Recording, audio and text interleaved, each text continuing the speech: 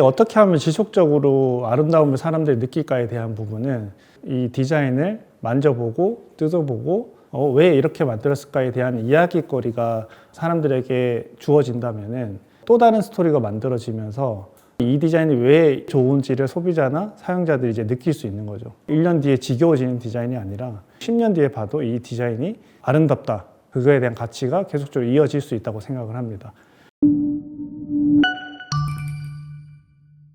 안녕하세요. 250 디자인 대표 이호영입니다. 저희 250 디자인은 제조업을 시작을 해서 지금 현재는 디자인 스튜디오 일을 하고 있는 회사고요. 대표적으로 저희 자사 상품들 한 7개에서 8개 정도 생산을 해서 판매까지 했던 이력이 있고요. 지금 현재는 제조업보다는 디자인하는 게 더 즐겁고 재밌어서 디자인하는 일만 주로 하고 있습니다.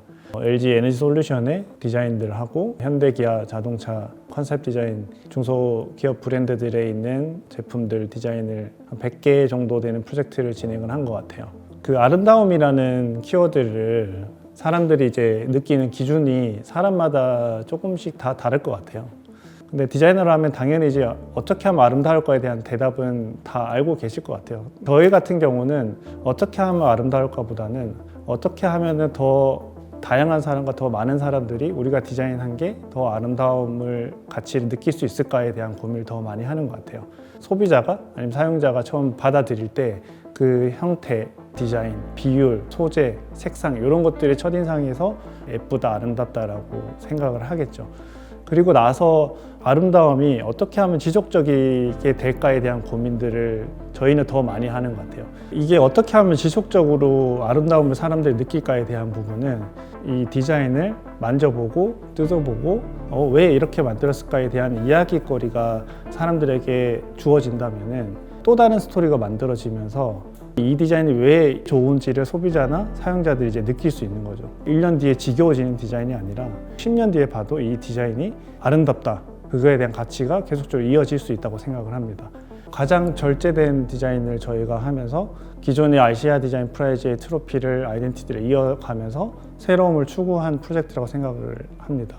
아시아 디자인 프라이즈 트로피 디자인 자체가 워낙 오랫동안 지속되어 왔고 그런 상황에서 디자인을 새롭게 해야 되는데 기존 트로피를 유지를 하면서 새롭게 한다는 거는 기존 트로피가 워낙 근도덕이 없기 때문에 형상들이 플러스가 될 수밖에 없었습니다. 그래서 그런 부분에서 좀 어려움이 있었고 저희가 디자인한 3개의 트로피는 새롭게 만든 트로피가 이어지면서 새로우면서도 조금 다른 느낌을 가질 수 있는 그런 트로피 디자인이라고 생각을 합니다.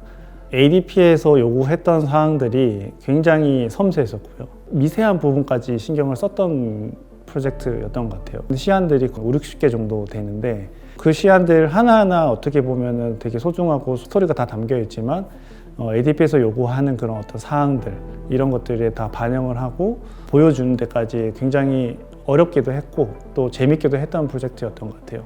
이 트로피 디자인 자체의 형상이 기존의 어떤 타워형처럼 이렇게 뭔가 있는 그런 형상이 아니라 조그만한 형상에서 디테일을 좀 따지다 보니까 눈에서 봤을 때 보이지 않는 부분들이 ADP 트로피 디자인에 다 녹여져 있는 거죠. 그런 것들을 다 하나하나 이제 반영을 하다 보니까 좀 어려움이 있었던 프로젝트였던 것 같아요. 저희가 처음에 생각했던 제너레이티브 디자인의 방향성은 사람과 AI가 디자인한 것들을 콜라보를 하게 되면 어떤 형상이 만들어질까에 대한 부분들을 굉장히 많이 연구를 했었고요.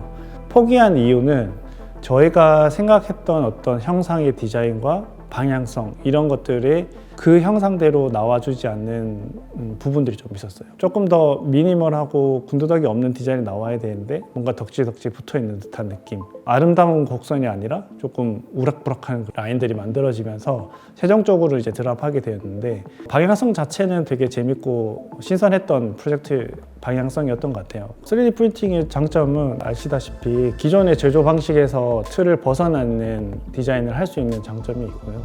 그래서 저희가 디자인했는 거를 트로피 디자인에서 보면은 사출에서는 도저히 나올 수 없는 그런 형상입니다. 왜냐면 안쪽에 다 비어져 있고 라인으로 이루어져 있는 그런 디자인인데 디자인을 하는 데 있어 가지고 좀 자유로움이 좀 있는 거죠. 적어도 형상에 대한 부분은 자유롭게 할 수 있었던 그냥 이중 레이어드가 된다든지 구 안에 구가 또 만들어질 수도 있고 형상 이야기를 조금 더 풍부하게 할 수 있는 툴이었던 것 같아요. 어떤 식으로 이 아이덴티티를 유지할까에 대한 고민을 굉장히 많이 했었거든요. 기존 트로피가 아시아 디자인 프라이즈의 로고에서 시작을 했기 때문에 그 로고의 정의를 내린다면은 우리가 추후에 만들 이 디자인들이 충분히 그 아이덴티티를 이어갈 수 있다고 생각을 했었어요. 그래서 아시아 디자인 프라이즈 로고의 원형 부분은 커넥티드라는 키워드를 뽑았고, 그 다음에 이 수평선 같은 경우는 페어라는 키워드를 뽑았고요.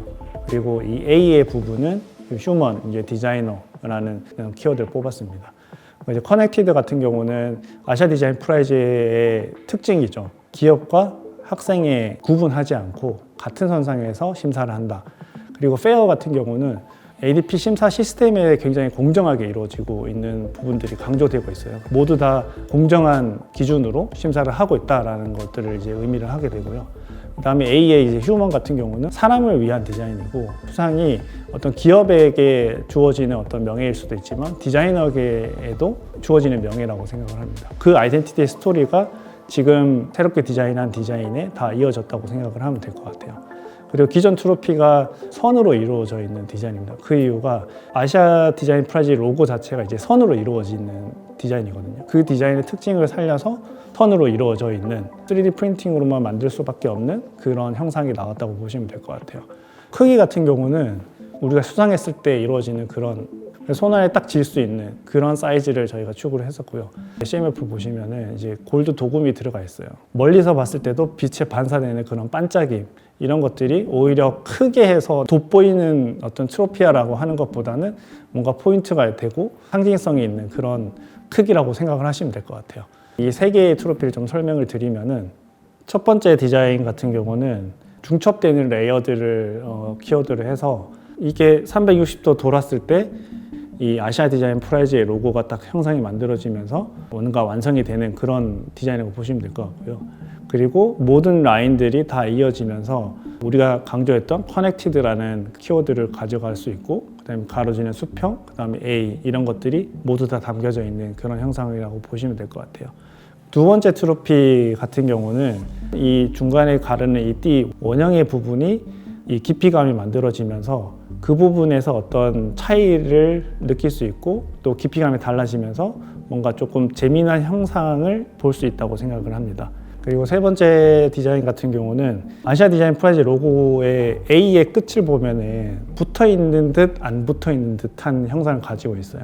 그런 부분을 떨어뜨림으로 인해서 공중에 떠 있는 A가 만들어질 수도 있고, 이 끝점 처리가 좀 잘 형성되어 있는 그런 디자인을 보시면 될 것 같아요. 이 끝점이 다 끊어지면서 새로운 재미가 만들어지는 그런 트로피 디자인을 보시면 될 것 같아요.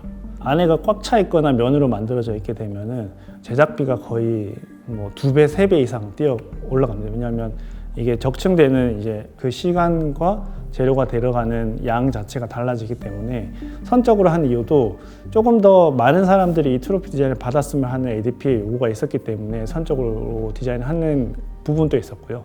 크리스탈로 만든 거대한 트로피라든지 이런 것들에 비해서 거의 2배 이상 비쌉니다. 그리고 도금이 이루어졌기 때문에 어떤 트로피보다도 경제적으로 봤을 때는 훨씬 더 비싼 금액을 투자를 해서 ADP에서 만들었기 때문에, 받아보신 분들이 크기에 대해 조금 아쉬울 수도 있겠지만 디자이너의 생각과 이런 것들을 한번 들어보시면은 이게 충분한 그 가치를 한다고 생각을 할 것 같습니다.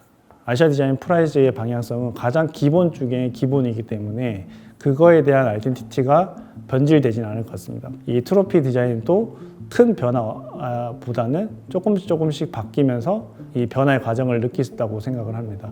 이 아시아 디자인 프라이즈에 계속적으로 출품하고 수상하는 디자이너가 10년 뒤에는 이런 트로피를 받았을 때 변화의 과정, 그런 것들이 시대의 상황과 제조 방법의 어떤 상황들, 이런 것들이 다 반영되어서 태어난다고 생각을 하거든요. 그런 과정들을 아마 느낀다면은 또 다른 이제 아시아 디자인 프라이즈의 재미가 되지 않을까라는 생각을 합니다.